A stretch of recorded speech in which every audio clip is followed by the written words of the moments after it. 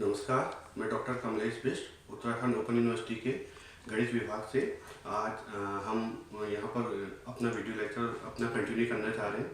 जो हमने पहले भी ग्रुप में एब्स्ट्रैक्ट अलजेब्रा में पहले भी हमने ग्रुप के ऊपर वीडियो लेक्चर डाले हुए हैं, जो आप हमारे यूनिवर्सिटी का भी यूट्यूब चैनल है वहाँ से जाके देख सकते हैं। इसी में कंटिन्यूशन में आज हम ग्रुप में एक बहुत ही इम्पोर्टेंट ग्रुप के बारे में पढ़ना जाएंगे, जिसका नाम है परम्यूटेशन ग्रुप। तो इसकी ज़रूरत हमको क्यों पड़ी, पहले हम इसके बारे में जानते हैं। जब हम ग्रुप पढ़ते हैं, इसी चैप्टर में आगे जाके आपको एक कैले थ्योरम आएगी, जिसके बारे में हम उस वक्त डिस्कस करेंगे जब वो आएगी। तो वो उसका एक स्टेटमेंट होता है कि every group is isomorphic to a permutation group, या फिर कुछ इसको डेफिनेशन को ऐसे लिखते हैं, every group is isomorphic to a sub group of a permutation group. तो इसको हम पढ़ने के लिए इसका मतलब क्या होता है, जो भी मैंने डेफिनेशन बताई, इसका मतलब ये होता है कि हम जितने भी हमारे ग्रुप होते हैं वो आइसोमॉर्फिक होते हैं किसी ना किसी सब ग्रुप के, किसके सब ग्रुप के, परम्यूटेशन ग्रुप के किसी ना किसी सब ग्रुप के हमारे आइसोमॉर्फिक होते हैं। अब आइसोमॉर्फिक का मतलब क्या होता है, कोई भी दो ग्रुप अगर आइसोमॉर्फिक होते हैं तो उनका मतलब ये होता है कि वो दोनों ग्रुप आपस में आइडेंटिकल है।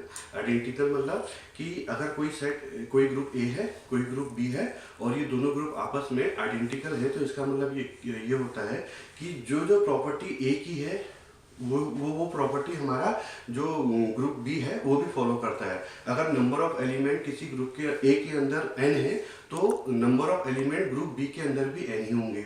अगर ग्रुप ए अबिलियन है तो ग्रुप बी भी अबिलियन होगा। अगर ए साइक्लिक है तो ग्रुप बी भी साइक्लिक होगा।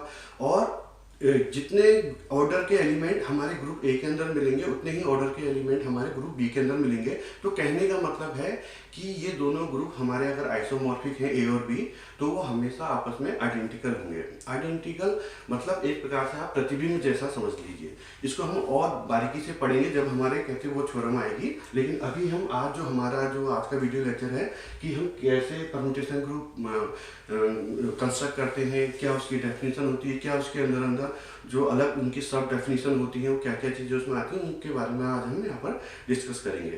तो सबसे पहले हम यहाँ पर डेफिनेशन मैंने जहाँ पर बोर्ड में लिखी हुई है उस पर देखिए। अगर x हमारा कोई सेट है जिसके अंदर हमारे पास n एलिमेंट है, तो ठीक हो गया। तो हम ऐसे x, तो हमारा जो परम्यूटेशन होता है वो क्या होता है कि हमारा मैपिंग होती है x से x में 1-1 ऑनटू मैपिंग। अब पहली बात आती है कि 1-1 और ऑनटू मैपिंग क्या होती है।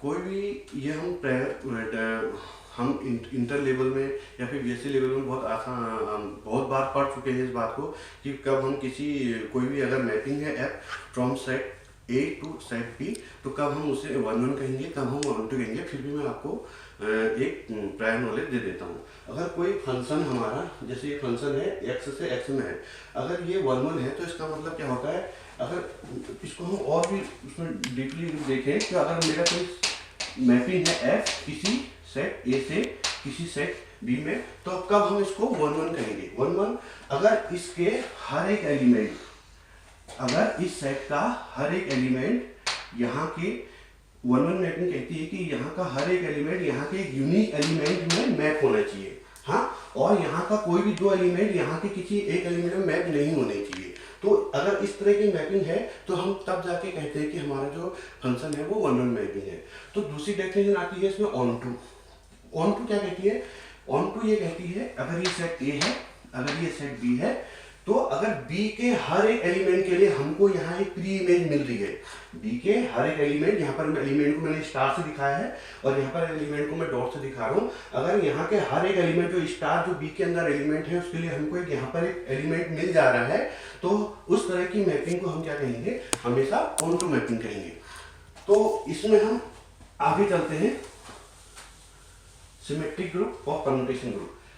तो अगर x मेरा कोई सेट है जिसके अंदर हमारे a1 a2 a3 an तक एलिमेंट है, तो अगर मैंने इन सब एक सेट बनाया, कलेक्शन ऑफ मैपिंग का एसएक्स जिसको मैं नाम दे रहा हूँ, तो मैंने एक सेट बनाया, वो कैसी मैपिंग का कलेक्शन है, ऐसी f एस मतलब ऐसी मैपिंग का कलेक्शन है।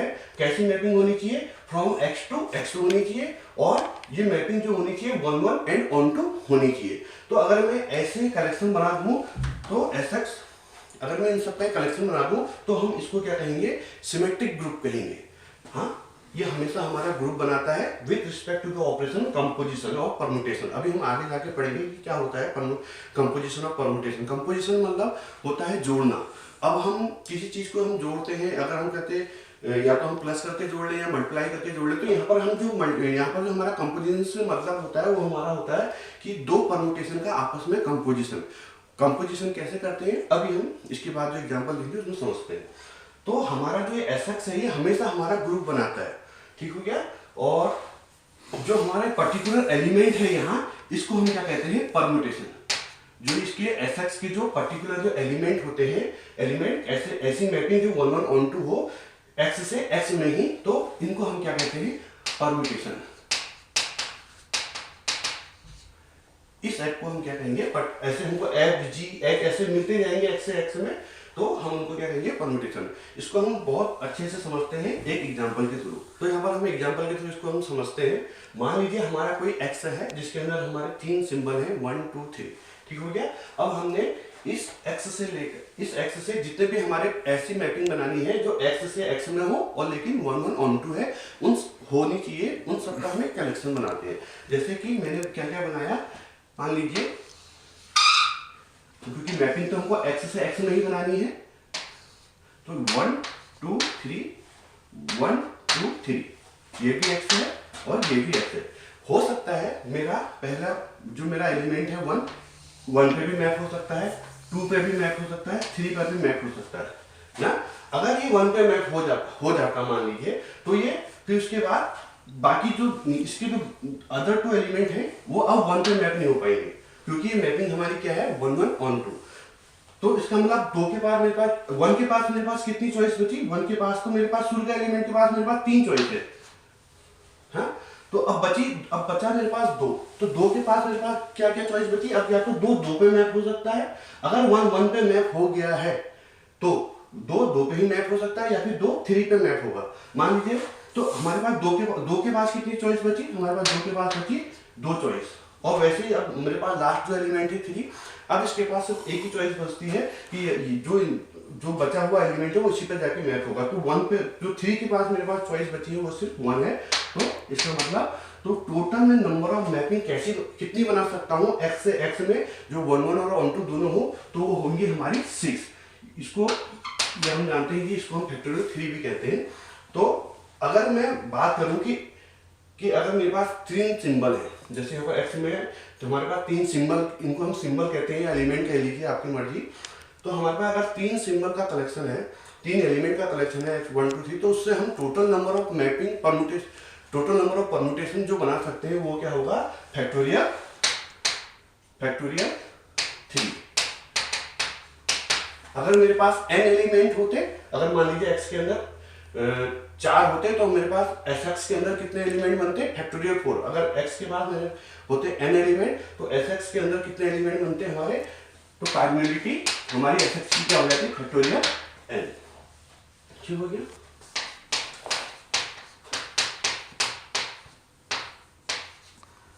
अब देखिए, मान लीजिए पहले हम मैपिंग बना रहे, ऐसे अब हम एसएक्स कंस्ट्रक्ट कर रहे हैं।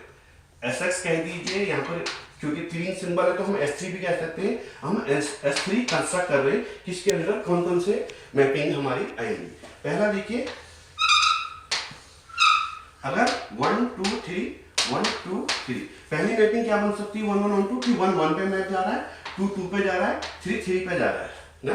जब 1 1 पे जा रहा है, 2 2 पे जा रहा है, 3 3 पे जा रहा है, तो हम जानते हैं कि हम इस तरह की मैपिंग, जब एलिमेंट खुद में ही मैप होता है तो उसको हम आइडेंटिटी मैपिंग कहते हैं। तो इसको हम यहाँ पर डिनोट करेंगे आई से, यहाँ पर हम इसको डिनोट करेंगे आई से। ये भी 1 1 ऑन टू मैपिंग होगी, तो ये आ जाएगा इसके अंदर आई। फर्स्ट एलिमेंट हमने इसका कंस्ट्रक्ट किया, अब इसका दूसरा एलिमेंट कंस्ट्रक्ट कर रहे हैं। 1 2 3 1 2 3, हो सकता है 1 1 पे जाए ना, 1 1 पे जाए, 2 3 पे जाए और 3 2 पे जाए, तो मेरे पास दूसरा एलिमेंट जो मेरे पास बना वो क्या बना, 1 तो 1 पे मैप हो रहा है, 1 की मैपिंग 1 पे हो रही है, 2 की मैपिंग 3 पे हो रही है और 3 की मैपिंग 2 पे हो रही है। ये भी एक 1 1 1 2 मैपिंग है, तो ये इसके अंदर SS के अंदर या फिर S3 के अंदर अपने आप ही आ जाएगा अगर हम सिमेट्रिक ग्रुप S3 बना रहे हैं। तीसरी मैपिंग 1 2 3 1 2 3, इसको मान लीजिए मैंने I नाम दिया, इसको F नाम दिया, इसको मैं G नाम दे रहा हूं। इसमें मान लीजिए मेरा 1 2 2 पे मैप हो रहा है, 1 3 पे मैप हो रहा है, 3 1 पे मैप हो रहा है। ये भी हमारी यहाँ पर 1 1 1 2 मैपिंग है, क्योंकि ना यहाँ का एलिमेंट कहते हैं एक से ज्यादा में यहाँ जा रहा है और ना ही यहाँ का एलिमेंट, यहाँ के हर एक एलिमेंट के लिए हमको यहाँ पर एक प्री इमेज मिल जा रहा है, तो ये 1 1 1 2 मैपिंग हो रही है। तो ये मैपिंग हमारी क्या हो जाएगी, तो ये 1 1 1 2 मैपिंग हुई, तो ये S3 के अंदर आ जाएगी। तो ये क्या होगी, 1 2 3 लिख दीजिए। 1 कहाँ पर मैप हो रहा है 3 पे, 2 कहाँ पे मैप हो रहा है 2 पे और 3 कहाँ पे मैप हो रहा है 1 पे। तो ऐसे ही करते, ऐसे ही हम बाकी सारी 1 1 1 2 मैपिंग को हम निकालेंगे इसी तरीके से। कितनी 1 1 हम जानते हैं, हमने पहले वाले इसमें एग्जाम्पल में देखा कि हम ऐसे नंबर ऑफ ऐसी मैपिंग कितनी होंगी, 6 होंगी। तो ये तो 3 तो ये होगी, बाकी 3 जो होंगी हम ऐसे ही निकालेंगे कि कौन कौन सी हमारी 1 1 1 2 मैपिंग बना रही है। मैं यहाँ पर लिख देता हूँ कि वो मैपिंग क्या क्या होंगी। वो होगी हमारी, एक तो हमारी आइडेंटिटी हमने निकाली है, हाँ। एक मैपिंग होगी 1 2, एक 1 3, एक 2 3, एक होगी हमारी 1 2 3 और एक होगी 1 3 2। अब यहाँ पर जो मैंने शॉर्ट फॉर्म में लिखा वो मैं यहाँ पर ऐसे ना लिखे, यहाँ पर ऐसे लिख रहा हूँ। इसका मतलब होता है कि हम अभी आगे पढ़ेंगे, ये मैंने इसको जो डेफिनेशन यहाँ पर ये S3 जो बना है ये साइकिल फॉर्म में बना दिया है। साइकिल मतलब एक तो आइडेंटिटी हो गया सेम कि 1 1 पे मैप हो रहा है, 2 2 पे, 3 3 पे। दूसरा है, इसका मतलब होता है कि 1 2 पे मैप हो रहा है और 2 1 पे मैप हो रहा है। अब बचा 3, इसका मतलब 3 अपने आप में मैप हो रहा होगा। तो जैसे यहाँ पर तो एग्जांपल नहीं है, इसका मतलब ये होता है कि अगर मैं खाली यहाँ पर साइकिल लिखा होता है, अगर मैंने साइकिल यहाँ पर लिखा होता खाली 1 और 2 लिखा होता है, इसका मतलब होता है कि जो मेरा 1 है वो हमारा 2 पे मैप हो रहा है और 2 लौट के कहाँ पर मैप हो रहा है, 1 पे मैप हो रहा है। और जो एलिमेंट नहीं लिखे हुए इसका मतलब वो एलिमेंट खुद पे मैप हो रहे होंगे, इसलिए हमने उनको साइकिल बनाते वक्त हम उनको एक्सक्लूड कर देते हैं, छोड़ देते हैं, क्योंकि वो खुद पे मैप हो रहा है, ये अंडरस्टूड होता है अपने आप में। तो वैसे ही इसका मतलब क्या होगा कि 1 3 पे मैप हो रहा है, 3 1 पे मैप हो रहा है, और लेकिन 2 यहाँ पर नहीं लिखा तो 2 खुद पे मैप हो रहा होगा। इसका मतलब होता है 1 2 पे मैप हो रहा है, 2 3 पे हो रहा है, हाँ, और 3 हो रहा है हमारा 1 पे। तो यहाँ पर एक ये भी 1 1 1 2 मैपिंग होगी। इसका मतलब होता है 1 2 पे मैप हो रहा है, 2 3 पे हो रहा है और 3 हमारा 1 पे हो रहा है। वैसे ही 1 3 पे हो रहा है, 3 2 पे हो रहा है और 2 हमारा 1 पे हो रहा है। तो हमने इस तरह से हमने यहाँ पर ये क्या कंस्ट्रक्ट कर दिया, S3 का कंस्ट्रक्ट कर दिया। S3 मतलब 3 सिंबल को लेते हुए हमने एक ऐसी टोटल नंबर उसका कलेक्शन बनाया, सारी मैपिंग का कलेक्शन बनाया। कहाँ, X से X में ना, जो कि क्या है होगी हमारी 1 1 और 1 2 होगी। ठीक हो गया। अब हम इसमें आगे कुछ डेफिनेशन पढ़ते हैं। जैसे अब हम आगे पढ़ेंगे कंपोजिशन ऑफ परम्यूटेशन। जो मैंने पहला एग्जांपल बनाया था जो I है वो भी एक परम्यूटेशन है। 1 2 जो साइकिल लिखी थी वो भी एक परम्यूटेशन है। 1 3 जो साइकिल लिखी थी वो भी, वो सब जितने भी एलिमेंट है वो सब अपने आप में एक परम्यूटेशन है ना। तो अब हम जो पढ़ने जा रहे हैं आगे वो है कंपोजिशन ऑफ 2 परम्यूटेशन। कंपोजिशन मतलब जैसे F हमारा कोई मैपिंग है A से B में, F मेरी कोई मैपिंग है A से B में। कैसे हो रही है, y इक्वल टू fx के थ्रू, y इक्वल टू fx, जहां y हमारा एलिमेंट है A का और जो fx जो हमारा एलिमेंट आएगा वो हमारा कहाँ का है, हमारा B का है। तो जैसे मान लीजिए A के अंदर एलिमेंट है A B C, ठीक हो गया। ये हमारा A है, ये हमारा B है। तो अब जो अगर हम F मैपिंग के थ्रू इसका एलिमेंट कहाँ जाएगा, हमारा FA के अंदर। B मैपिंग के थ्रू हम F मैपिंग के थ्रू हमारा जो B एलिमेंट है वो कहाँ जाएगा, FB के अंदर। और C जाएगा हमारा FC के अंदर। ठीक हो गया।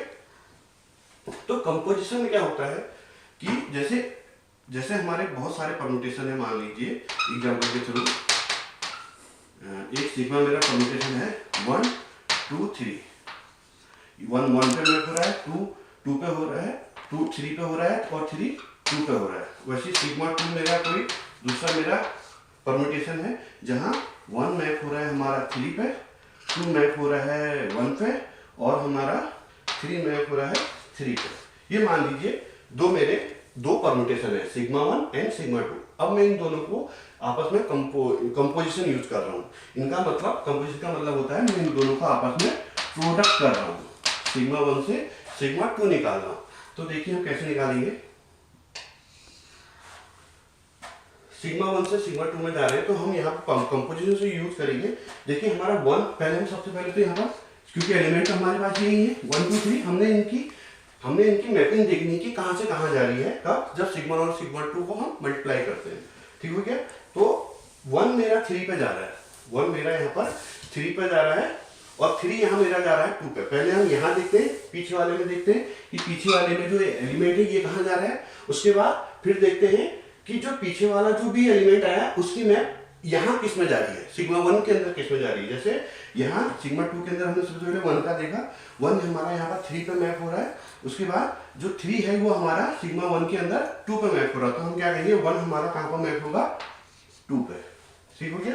वैसे ही 2 हमारा 1 पे मैप हो रहा है, 2 हमारा 1 पे मैप हो रहा है और 1 हमारा 1 पे मैप हो रहा है। तो 2 भी हमारा कहाँ मैप होगा 1 पे। फिर वैसे ही 3 में हमको देखना है कि क्या आएगा। तो 3 हमारा यहाँ पर 3 पे मैप हो रहा है, हाँ, और 3 यहाँ पर हो रहा है हमारा 2 पे मैप। तो ये हमारा क्या आ जाएगा 2। ठीक हो गया। तो ऐसे ही हम मैट्रिक्स का मल्टीप्लिकेशन करते हैं। यहाँ पर थोड़ा सा ये 1 1 3 2, सॉरी यहाँ पर ये 2 होगा। 3 हमारा 2 पे मैप हो रहा है और 2 हमारा 3 पे मैप हो रहा है। तो ये हमारा 3 पे मैप होगा। ठीक हो गया। तो जब मेरे पास दो परम्यूटेशन थे सिग्मा 1 एंड सिग्मा 2, हमने इन दोनों की मल्टीप्लाई करी तो ये हमारा कंपोजिशन हुआ। तो ये हमारा क्या हुआ composition of 2 permutation sigma 1 and sigma 2। अब यहाँ पर हम एक एग्जांपल और लेते हैं जिससे हमको और इजीली समझ में आ जाएगा। यहाँ पर हमने 2 परम्यूटेशन लिए हैं सिग्मा 1 एंड सिग्मा 2। यहाँ पर हमने जो सिंबल लिए थे अभी पिछले एग्जांपल हमने 3 सिंबल में यूज किया था, अब हम 4 सिंबल में यूज करके देखेंगे। सिंबल हमारे हैं 1 2 3 4। तो सिग्मा 1 मेरा मैप हो रहा है 1 से 1 पे, 2 से 4 पे, 3 से 2 में, 4 से 3 में। और वैसे सिग्मा 2 मैप हो रहा है मेरा 1 से 4, 2 से 2, 3 से 1 और 4 से 3। मैं यहाँ पर निकालना चाह रहा हूँ, पिछले में हमने क्या निकाला था सिग्मा 1 कंपोजिशन निकाला सिग्मा 1 और सिग्मा 2 का, मतलब सिग्मा 1 डॉट मतलब प्रोडक्ट निकाला था सिग्मा 1 और सिग्मा 2 का। यहाँ पर हम निकाल रहे सिग्मा 2 और सिग्मा 1 का प्रोडक्ट, सिग्मा 2 और सिग्मा 1 का प्रोडक्ट। तो हम देखते हैं कि हम यहाँ पर कैसे कंपोजिशन अप्लाई करते हैं। यहाँ पर देखिए कि हमारा 2 के अंदर मैंने बताया था, पहले हम क्या देखते हैं कि पीछे वाला कहाँ अप्लाई हो रहा है, पीछे वाले में 1 की मैपिंग कहाँ जा रही है। जैसे पिछला वाला है हमारा सिग्मा 1, तो यहाँ पर 1 की मैपिंग हो रही है हमारी 1 में, 1 की मैपिंग हमारी 1 में हो रही है। फिर यहाँ 1 की मैपिंग हो रही है हमारी 4 में। तो सिग्मा 2 सिग्मा 1 में हमारी 1 की मैपिंग कहाँ होगी 4 में। फिर हम देखते हैं 2 का, 2 हमारा सिग्मा 1 में कहाँ मैप हो रहा है 4 में, 2 हमारा 4 पे मैप हो रहा है और सिग्मा 2 के अंदर 4 कहाँ मैप हो रहा है हमारा 3 में। तो हमारा 2 कहाँ पर हो जाएगा मैप 3 में। फिर हम 3 2 पे मैप हो रहा है, 2 2 पे मैप हो रहा है तो 3 2 पे मैप होगा। और वैसे ही 4 3 पे हो रहा है, 4 3 पे हो रहा है और 3 1 पे हो रहा है। तो हमारा यहाँ पर क्या हो जाएगा 4 मैप हो जाएगा हमारा 1 पे।